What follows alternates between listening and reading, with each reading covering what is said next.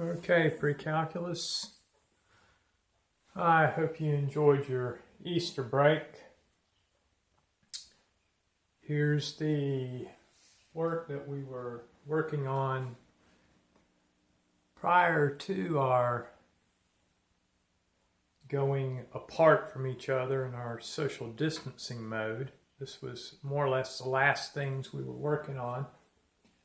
So I'd like to point out that the work I'm asking you to do, which we probably have already done, but that's okay, it's coming from page 384, numbers 1 through 14 all will be due on Monday, April 20th. This has to do with the sum and difference identities for sine, cosine, and tangent.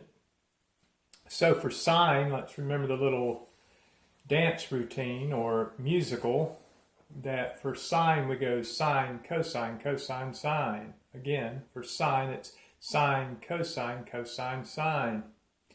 Sine keeps the sign the same. So if it's a sum identity, if we have sine of A plus B, then we're going to have an addition between sine A cosine B and cosine A sine B.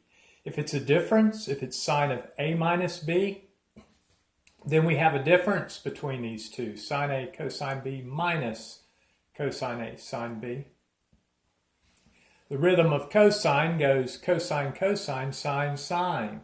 Again, for cosine, it's cosine, cosine, sine, sine. Cosine starts with the letter C. The word change starts with the letter C. So if we start with A plus B inside, it becomes a minus sign when we come out. If we start with cosine of A minus B, then that becomes a sum when we come away. Cosine A cosine B plus sine A sine B. Tangent, whatever is inside is what's in the numerator. So if we're adding A plus B, up top we have tangent A plus tangent B. If we have tangent A minus B, then the numerator has tangent A minus tangent B. The denominator, whatever the sign is up top, the denominator is the opposite. So if we have a sum in the numerator, it's a difference in the denominator. If we have a difference in the numerator, we have a sum in the denominator. For tangent of A plus B, that's equal to tangent A plus tangent B over 1 minus the product tangent A times tangent B. For problems like 1 through 6, they're having you do two problems to teach you that cosine as a function does not distribute across the angles inside. So we're going to first do the cosine dance for a difference. So it's cosine of it's cosine of pi over 3 minus pi over 4, which is equal to cosine, cosine, sine, sine. The minus becomes a plus. So we have cosine of pi over 3 times cosine of pi over 4 plus sine of pi over 3 times sine of pi over 4. Going to your unit circle, and I hope you have those at the ready, cosine of pi over 3 is 1/2. Cosine of pi over 4 is square root of 2 over 2. Remember, cosine is the x-coordinate of the point. Once you come to this angle on the unit circle, you look for the x-coordinate of pi over 3, and that's 1/2. You look for the x-coordinate of a different angle, pi over 4, the x-coordinate is square root of 2 over 2. Plus sine of pi over 3 times sine of pi over 4. Again, go to the angle of pi over 3. Sine is the y-coordinate.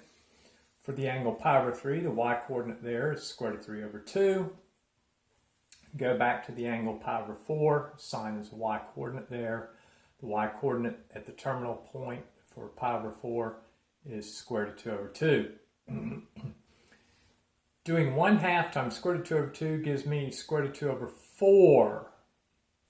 Doing square root of 3 over 2 times square root of 2 over 2 gives me square root of 6 over 4.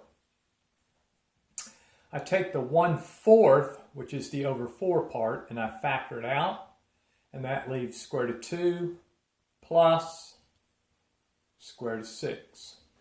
And that gives me the value for cosine of pi over 3 minus pi over 4. Part B, cosine of pi over 3 minus cosine of pi over 4. We simply go back to the same values On the unit circle, angles pi over 3 and pi over 4. For cosine at the angle pi over 3, the x-coordinate is 1/2. For the angle pi over 4, the x-coordinate of that ordered pair is square root of 2 over 2. We have two fractions with the same denominator 2, so I factor out the 1/2, and that leaves that multiplying the difference of 1 minus square root of 2. And we can clearly see that this number and this number are not the same, thus reinforcing the idea that cosine as a function does not distribute like a factor. Okay, we'll do another type.